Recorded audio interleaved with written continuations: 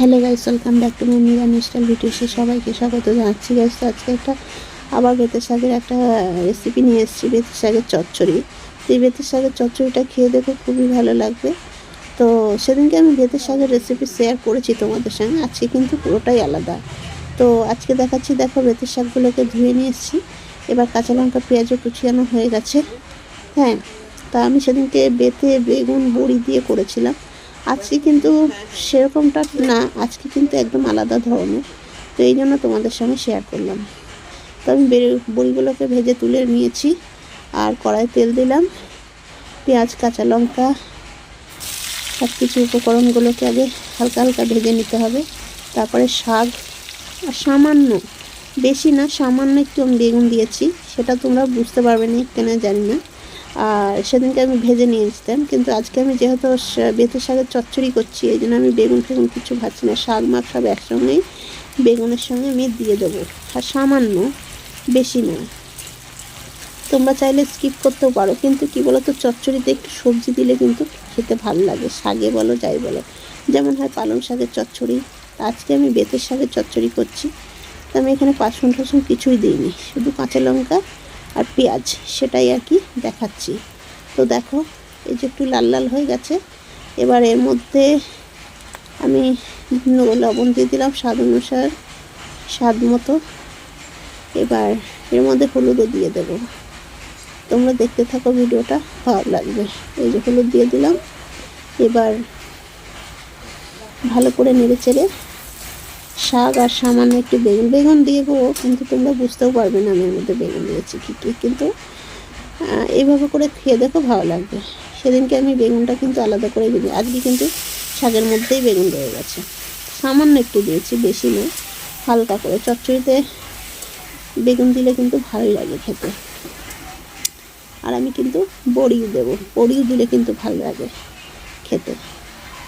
সেদিনকে তুলনার থেকে আজকের রান্নাটা কিন্তু সম্পূর্ণ আলাদা, এই জন্য তোমাদের সঙ্গে শেয়ার করছি। তোমরা ভাববে দিদিভাই একই ভিডিও বারবার শেয়ার করে, কিন্তু সেটা নয়, আজকেরটা একদম আলাদা, এই জন্য আমি শেয়ার করছি তোমাদের সঙ্গে।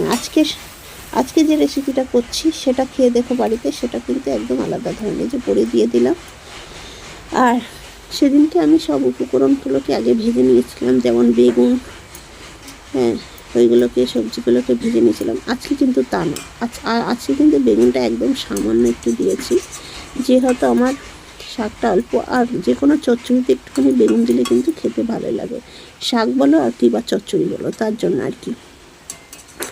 এবার কি করব, এবার ভালো করে নেড়ে চেড়ে ঢেকে দিতে হবে। আর আমি বেগুন দিয়েছি কিনা সেটা তোমরা বুঝতেও পারছো না, সামান্য একটু বলে বোঝা যাচ্ছে না। আমি কুচি কুচি করে একদম কেটে দিয়েছি, এই জন্য দেখতে পাচ্ছ না, তা কিন্তু দেখতে পাবে। তো এই দেখো, আবার ফিরে এলাম 5 মিনিট পর। এবার কিন্তু একটুখানি নেড়ে চেড়ে দেবো।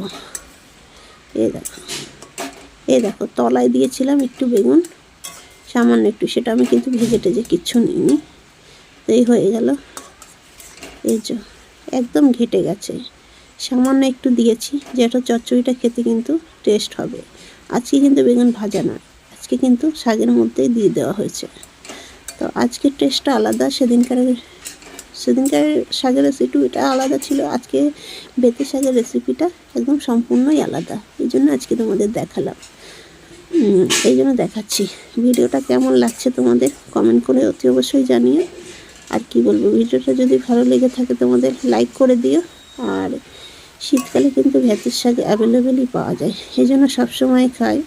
আর বেতের শাক এখনও দাম আছে, 50 টাকা কেজি। আমার হাজব্যান্ড বাজার থেকে কিনে নিয়ে এসছে, 2 আটি শাক এনেছিল এখানে। তো আমি বললাম সেদিনকে তো আমি বেতের শাক খেয়েছি, আজকে আমি চচ্চড়িটা করি। তো দেখো, একটু কিন্তু চচ্চড়ির মধ্যে একটু কিন্তু মাখা মাখা থাকবে, খেতে ভালো লাগবে। তার একটু মিষ্টিও দিয়ে দিলাম, এই যে সামান্য একটু মিষ্টি দিয়ে দিলাম, মিষ্টিটা দিলে একটু টেস্ট হয়, তো সেটাও দেখালাম তোমাদের। তো দেখো, ভালো করে দেখাচ্ছি। আর ভিডিওটা কেমন লাগে সত্যি বলছি জানিও। আর চ্যানেলে যদি নতুন কেউ এসে থাকে তাহলে চ্যানেলটিকে সাবস্ক্রাইব করে দেওয়ার জন্য অনুরোধ রইল। আর আমার এই বেতের শাকের চচ্চড়িটা কেমন হয়েছে অতি অবশ্যই জানিও, খুব ভালো লাগে খেতে। আর সত্যি বলছি, এই শাকটা সত্যি বলছি শাকও ভালো লাগে তেমনি, আর এই বেতে শাকের চচ্চড়িটাও কিন্তু খেতে দুর্দান্ত স্বাদ। বাড়ির সবাই কিন্তু হাত চেটে কুটেই খাবে, আর গরম ভাতের সঙ্গেও জমে যাচ্ছে। আর রুটির সঙ্গে যদি খাও তা রুটির সঙ্গেও কিন্তু এই বেতে শাকের রেসিপিটা, বেতে শাকের চচ্চড়ি রেসিপিটা কিন্তু খুব ভালো লাগে। তো সত্যি বলছি একবার হলেও এইভাবে করে আমার মতো করে বাড়িতে একবার ট্রাই করে দেখো। সত্যি বলছি তোমাদের কিন্তু খুব ভালো লাগবে এই রেসিপিটা আমি যেভাবে করলাম। তো দেখো আমার রেসিপিটা কমপ্লিট হয়ে গেছে, আমি গ্যাসটা বন্ধ করে দেবো। তো এইভাবে করে করে খেয়ে দেখো।